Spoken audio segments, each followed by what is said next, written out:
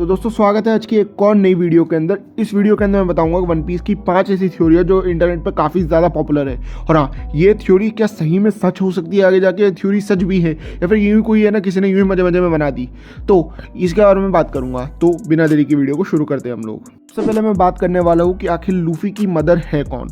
तो तुम लोगों ने इसके ऊपर कई सारी थ्योरी सुन रखी होगी कि लूफी की मदर ईमू है या फिर किसी और, बहुत सारी बता रखी है। लेकिन मैंने एक इंटरनेट से एक बहुत ही पॉपुलर थ्योरी निकाली है कि लूफी की मदर क्रोकोडाइल है। कुछ भी मतलब क्या, हर कुछ, ऐसा कई लोग सोच रहे होंगे। लेकिन हाँ नहीं, इसके अंदर है ना जिसने है ना ये थ्योरी बनाई उसने कुछ है ना पॉपुलर चीज़ें यानी कि कुछ ऐसे हिंट भी दिए जिसकी वजह से मुझे लग रहा है कि नहीं ये शायद से थ्योरी सही हो सकती है। तो वही मैं तुम्हें बताता हूँ। तो उसने जिसने थ्योरी बनाई थी, मुझे पता नहीं किसने बनाई है, लेकिन उसने ये बोला था कि जो क्रोकोडाइल का जो एक सीक्रेट बात है जिसे हमारी इवांकाफ, एम्परर इवांकाफ जानती है, वो और कोई नहीं बल्कि ये है कि क्रोकोडाइल पहले एक लड़की थी और फिर है ना इवांकाफ ने उसको जो है लड़का बना दिया क्योंकि उसकी डिजायर थी लड़का बनने की। ड्रैगन, तूने इसके साथ क्या उछल्ले उड़ाए भाई? पर क्या ये थ्योरी सही भी है? तो देखो दोस्तों, कई जगह पे थ्योरी सही भी होती है और गलत भी।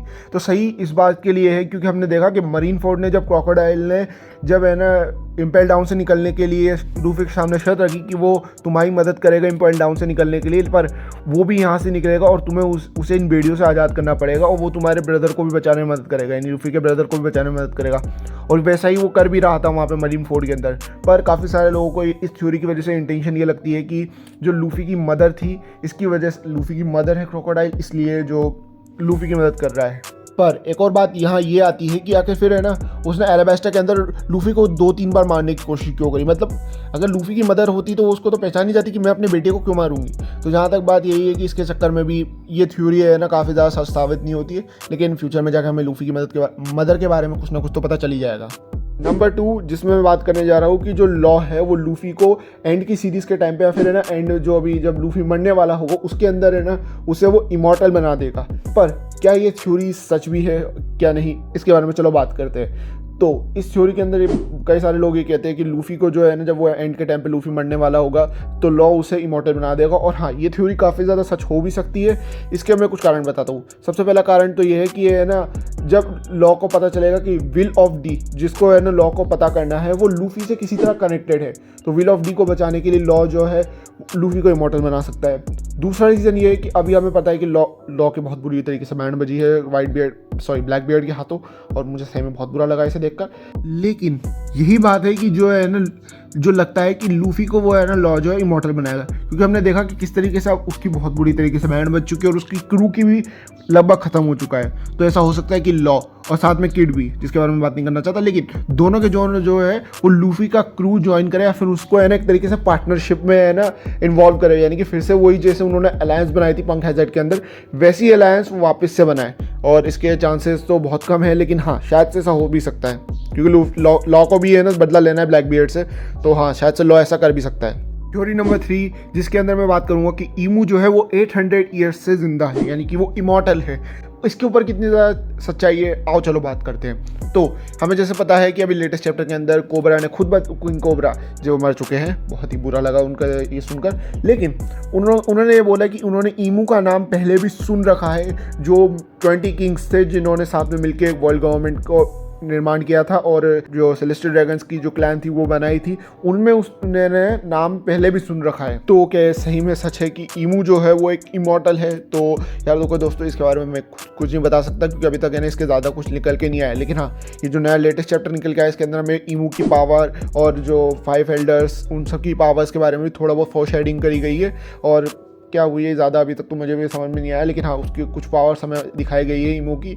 और उसके अलावा भी हमें दिखाया गया है कि ईमू है ना शायद से 800 ईयर्स से जो वर्ल्ड गवर्नमेंट के ऊपर राज कर रहा है। और वो है ना जिस तरीके से लिली के बारे में बताता है कि है ना लिली ने क्या क्या कांड किए उसके बारे में, तो लग तो ये रहा है कि हाँ शायद से ईमू इमॉर्टल हो सकता है, लेकिन इसके बारे में हमें फ्यूचर में थोड़ा बहुत पता चलेगा।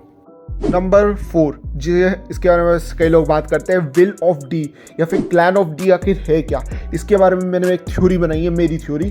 तो विल ऑफ डी या क्लैन ऑफ डी आखिर है क्या? इसके बारे में ये थ्योरी ये है कि जो विल ऑफ डी है ये पर्टिकुलरली एक है ना किसी पर्सन की विल को करती है, एक तरीके से, मतलब कि जैसे कि है ना हाशिरामा ने अपनी विल ऑफ फायर यानी कि अपनी अंदर की जो आग थी, यानी कि जो अपने है ना जो विल ऑफ फायर जिसको बोला जाता है कि लीफ की जो है ना यंग लोगों की जो फायर है अंदर, जो उनके अंदर है ना विलेज को प्रोटेक्ट करने की आग थी, उसको है ना रिप्रेजेंट करती है। इसी तरह विल ऑफ डी किसी पर्टिकुलरली किसी नेशन या फिर है ना किसी आदमी जिसका नाम डी से शुरू होता होगा, उसकी है ना विल को आगे जाके है ना लेके जाने का काम करती है। और जो जितने भी विल ऑफ डी यानी कि क्लैन ऑफ डी के मेंबर्स हैं, वो एक्चुअली में उसके या तो डिसेंडेंट या फिर दोस्त या फिर उनके है ना कोई नौकर चाकर शायद से हो सकते हैं, जो उनकी है ना उसी विल को है ना आगे तक ले जाने का काम करे। और जिसके ऊपर है ना पोनीग्लिफ के ऊपर विल ऑफ डी के बारे में काफ़ी कुछ दिया गया होगा किसी एक पोनीग्लिफ के ऊपर, तो वही अभी काफ़ी लोग ढूंढने का काम भी कर रहे हैं, हमारा लॉ कर रहा है जैसा मैं बताया। लेकिन क्या मेरी ये जो थ्योरी है ये काफ़ी ज़्यादा सही भी है कि गलत है, पर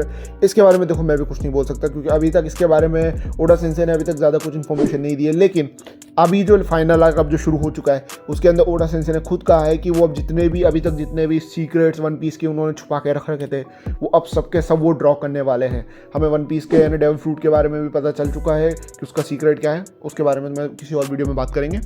पर अब हम हमारी आखिरी थ्योरी के ऊपर चलते हैं। नंबर 5 पे आती है आखिरी थ्योरी, जो सांजी के बारे में, सांजी का ड्रीम जिसको है ऑल ब्लू ढूंढना, ये उसी से रिलेटेड है। तुम लोगों को पता होगा कि सांजी का ड्रीम है ऑल ब्लू को ढूंढना।